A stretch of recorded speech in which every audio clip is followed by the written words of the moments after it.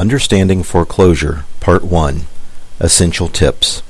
In this video, you will learn about who you are dealing with, the legal process, default judgment, and mediation. Good evening. This is William Ross, and I'm here at the Legal Aid Society of Columbus, and we're here on the normally monthly foreclosure workshop clinic. This clinic is really sponsored by the Franklin County Treasurer, Mr. Edward Leonard. And what we're doing here is that we're doing a tape presentation, because what we're really doing is we're going to take this and just simply put it online. So the homeowners don't have to come in each month, but they can tune in each every time they want to by simply accessing it online at YouTube. So that's what we're doing. I'm an attorney here at the Legal Aid Society of Columbus. I'm here with Kara Crook on behalf of Homeport. Yes, sir.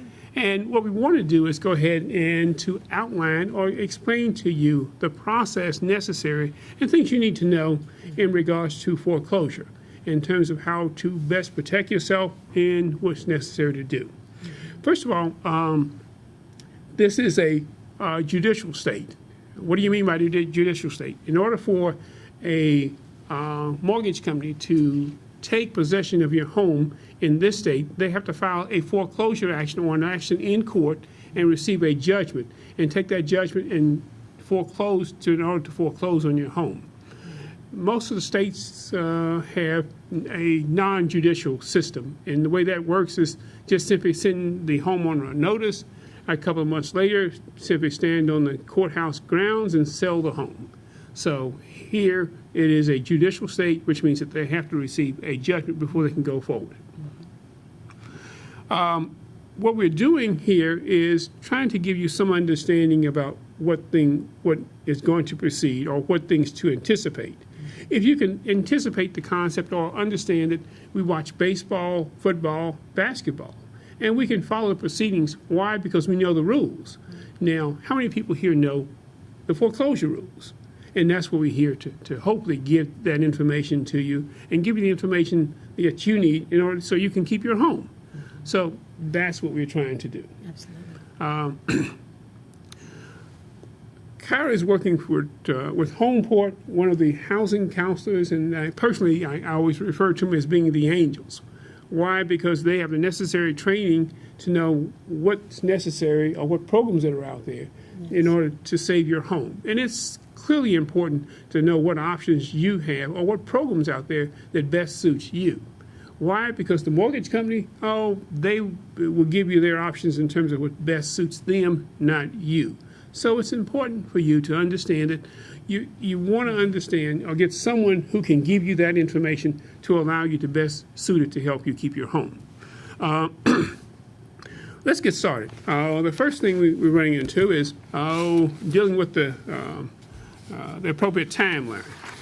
If you first missed a payment, what was going to happen, the bank basically doubled up on your payments. They don't have the authority to work out any type of arrangements other than that. So what you're really waiting for, and you have to kind of put up with this until it goes 2 or 3 months. Once 2 or 3 months kicks in, what happens is the loss mitigation department. Those are the people you really want to talk to at the mortgage company. They have the ability to renegotiate the terms of the mortgage, to extend the time period that you're paying the mortgage, even reduce the interest rate, and a better effort to allow you to keep your home during this process. But at the same time, or shortly thereafter, the cases were turned over to the foreclosure attorneys. We always try to get homeowners to make sure, if you can, to try to keep this from happening.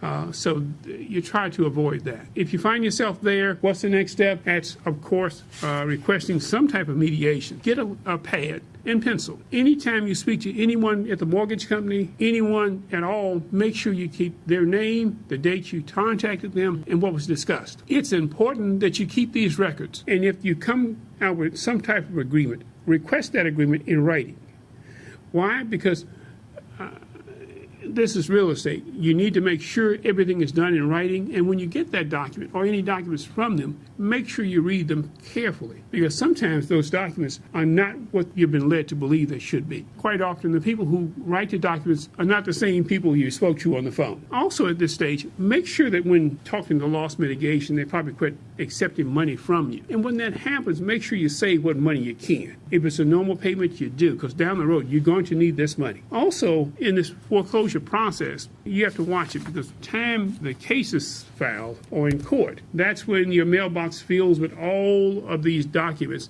Everybody in the world is going to send you something. Oh, we can offer you a deal. Just come in and sign up. Now, I've been practicing for a number of years, and I tell you, I can never guarantee the outcome of a case. And if anyone who does, you can guarantee you it's not right. I'm working here at the Legal Aid Society of Columbus, and what we do is free. Home Port, the housing councils, their services are free. And when someone calls you or asks you to pay money, think about that. If the services are available free, don't volunteer to pay. Quite often these guys are not really what they purport to be, and that can be very devastating after paying a lot of money only to find out that they were just a scam trying to take money from you. And William, we've certainly had people come in who have spent upwards of $1,800. We've seen $1,800, $2,000, $2,500, $3,500 that people will spend on some of these fly-by-night agencies and do nothing for them. And what they need, we offer for free, and that's what we try to get out to people working with housing counselors. That's right, because there's no sense in throwing away good money. And in this stage, fortunately, we have people out there who just simply prey upon individuals who are desperate. And when you're losing your home or in danger of losing your home, the tendency is to become desperate, looking for some guarantee that you can keep your home. But be careful, because what happens is these people come out the woodwork and they're good at what they do. Paperwork you get in the mail, make sure you look at it carefully and read it carefully, what those documents are. Now, at the same time, you will be receiving legal documents. So make sure you read them extremely carefully, especially the fine print. Way to fight that is simply to be vigilant. Yeah, and I mean, when in doubt, find out, make a phone call to here at Legal Aid, contact a housing advisor, and just say, can you simply look over this information that I've received in the mail? I'm not sure if it's something that I should respond to or not. And that's something that either of our agencies can do. So let's get into the legal process. When you're served, that's when you receive the summons and complaint in the mail.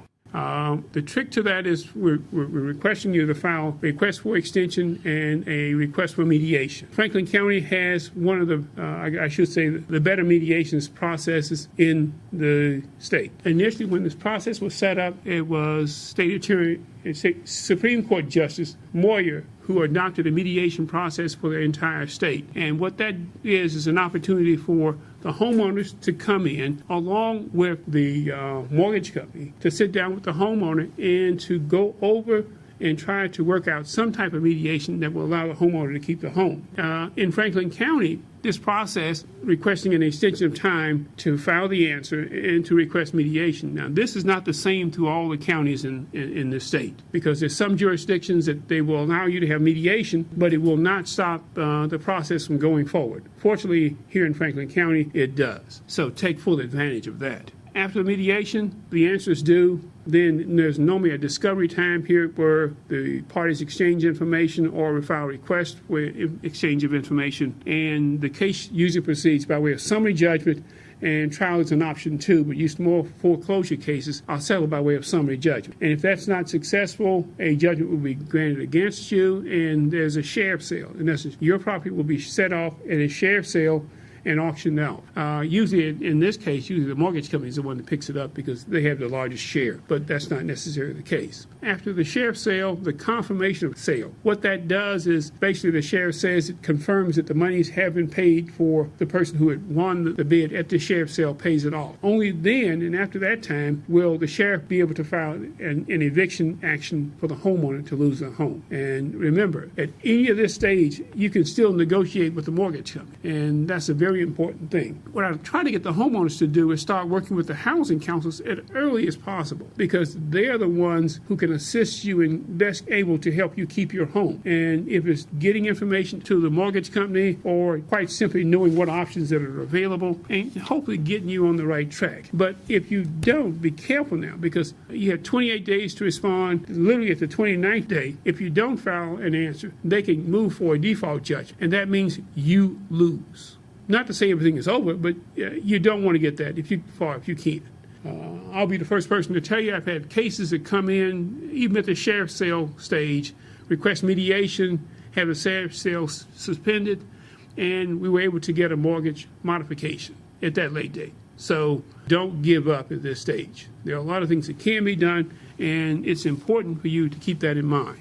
In this process, there's also something to watch out. When you're initially served, you get in the mail what's called a clerk's original case schedule. And this document is somewhat confusing. But what this says is a schedule of what the court projects as the timeline in the future. But don't be confused, because that timeline will not kick into effect unless an answer is found. So even though you look at the paperwork and it says, well, it says for court date a year from now, but you never get there unless you file an answer and request to keep that from happening within the court. So be very mindful of that, so that you're able to really get it active and making sure that no default judgment is taken against you. Also, to keep in mind that mediation, it's an opportunity for you to sit down with the bank to discuss solutions to avoid foreclosure in confidence. When you first get to mediation, there is a document that you fill out and sign, and it's an agreement to mediate. What that document does is basically says that of the people who are present, it gives you an opportunity to sit down and to discuss what's going on in the case. In practicality, what really happens here is that you sit down, usually with the plaintiff's attorney, and the mortgage company has a representative, usually on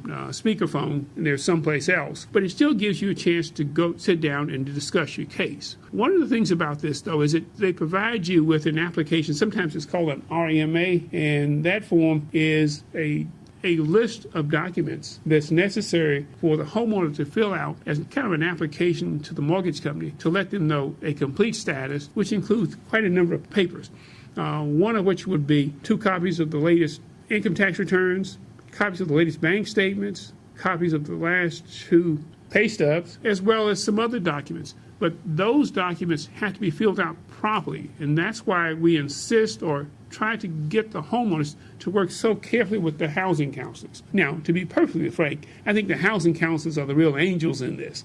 Why? Because the knowledge that they have and the ability that they have, they can do far more, save far more homes, the attorneys. Why? Because as an attorney, we're limited in terms of what we can do and how long it takes. So if at all possible, make certain that you're working with your housing counselor as closely as possible, because they have the information that you really need. Try to make sure you work with them in order to save your home. Understand you need a complete copy of that RMA or loss mitigation package at least 2 weeks before the mediation date. You try to get that to them. Why? Because the mortgage company needs to look at it to make the determination whether or not you're eligible. But work with the housing counselor, because there's some things that the mortgage company won't tell you. If your documentation is somewhat incomplete, they'll just simply say, well, we can't grant you anything, file a new application. That's not necessary, because if the housing counselor has an opportunity to review your documents, they can make a quick determination.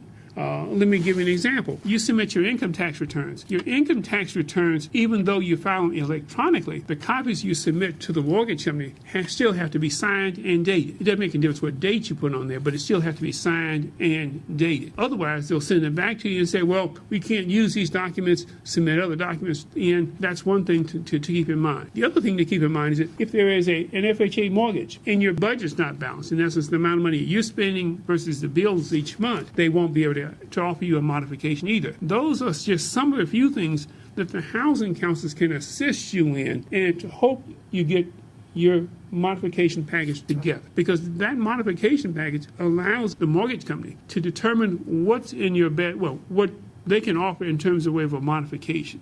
And those documents are crucial at this point. Yes, when you request your mediation, though I know you don't have to have that appointment with your with a housing counseling agency, with a housing counselor, but it's certainly good to try to jump in at least no later than that point in your preparation for mediation, to try to see a housing advisor, because we can go through that budget with you. We can help you prepare that budget. We can help you with the documentation that you are submitting. We can help you understand things like put your loan number on each and every page that you're sending in. We can make sure that your pay stubs look good and that all of your information information is put together just so it's not set aside when it gets to the lender, and that's if it gets to the lender. Because too often individuals come in and they say, well, I put all this information together, I sent it to my lender, and 4 weeks later I thought they had it and they never got it. It's critical that you follow up. This is information that you will get from a housing advisor that can help steer you through that process. So that's one of the reasons why it's very important to meet with a housing advisor while you're going through this process. Carol, you're so right in doing this, because I've heard too many stories about the information not getting to the mortgage company or them losing it. Mm-hmm. But also at the mediation level, when you submit paperwork to the mortgage company, also submit a copy to the attorney. Why? Because the mortgage company has so many different offices or whatever. By submitting it to the attorney, if they come up at mediation and say, well, we didn't get it, well, the attorney got it. Oh, okay, good, we can get one from him. And that helps expedite the process, because there's no sense in you having to resubmit stuff again and again if you can't also, by submitting it to the mortgage company's attorney, help solve that issue. So that's really a nice thing to do.